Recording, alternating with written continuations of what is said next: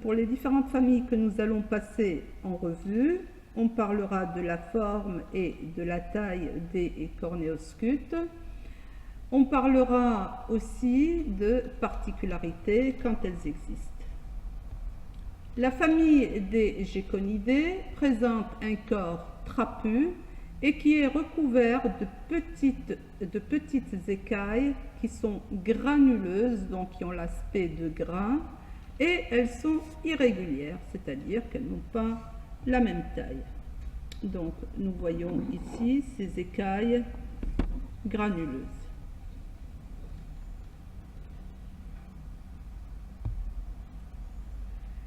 Ventralement, les écailles sont petites, elles sont plates, elles sont hexagonales et imbriquées. Donc ventralement, les écailles sont plates, elles sont arrondies ou hexagonales et elles sont imbriquées. Tandis que dorsalement, ce sont de petites écailles qui sont granuleuses.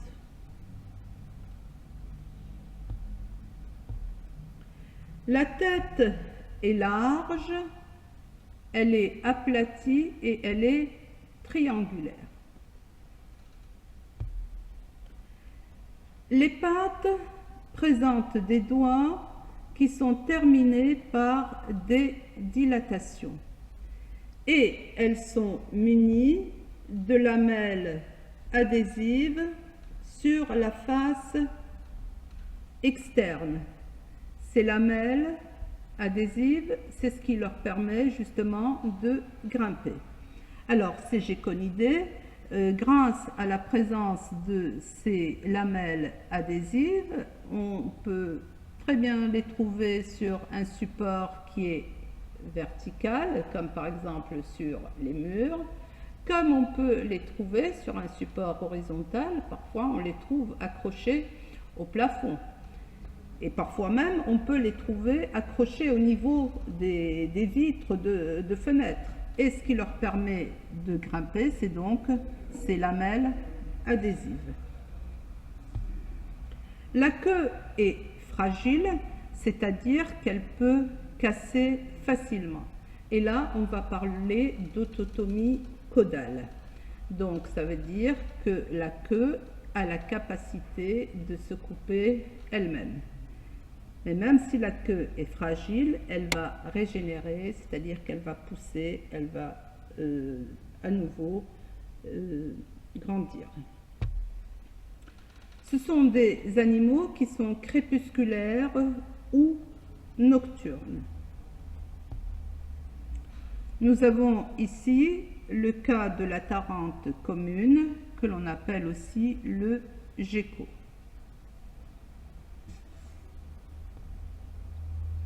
La famille des agamidés. Ces agamidés sont très variables par leur morphologie, c'est-à-dire leur forme, leur aspect, et aussi par leurs mœurs, c'est-à-dire leur mode, leur habitude de vie.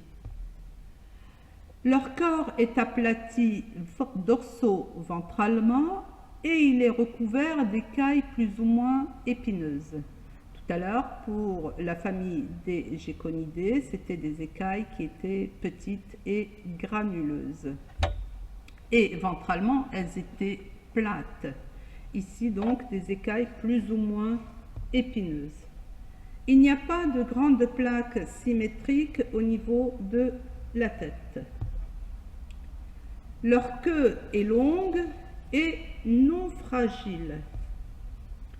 Comme exemple, on peut citer le fouette-queue, ou que l'on appelle aussi dope, et qui est herbivore et qui est caractérisé par une queue qui est large, aplatie et armée d'anneaux épineux. Nous le verrons sur l'illustration. Le deuxième exemple, c'est la gamme de biberon qui est insectivore. Donc vous voyez déjà ici les différences au niveau des mœurs. Ici herbivore et ici insectivore. Présence de bouquets d'épines sur les côtés de la tête et du cou. Donc, nous voyons ici un fouette-queue. Donc là, ce sont des écailles qui sont plus ou moins épineuses. Là, on a parlé d'une queue qui est large, qui est aplatie, voyez, et qui est armée d'anneaux. Et ces anneaux présentent des épines. Donc le fouette-queue qui est herbivore. Nous avons ici la gamme de biberons. Donc on voit bien l'aspect des écailles qui sont épineuses. Alors, chez la gamme de biberons, on a dit qu'il existe des bouquets d'épines à l'arrière de la tête et du cou.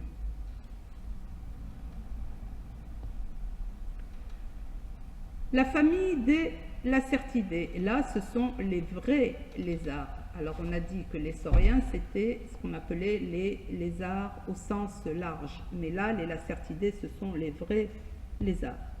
Ce sont des sauriens aux formes élancées, c'est-à-dire aux formes fines. Leurs écailles céphaliques se présentent sous forme de grandes plaques symétriques et à disposition constante, avec le plus souvent une écaille occipitale. Ce caractère-là est très important. D'ailleurs, je l'ai noté en gras. La nomenclature de ces écailles est utilisée en systématique. Alors, la nomenclature, c'est-à-dire le nom, l'appellation de ces écailles.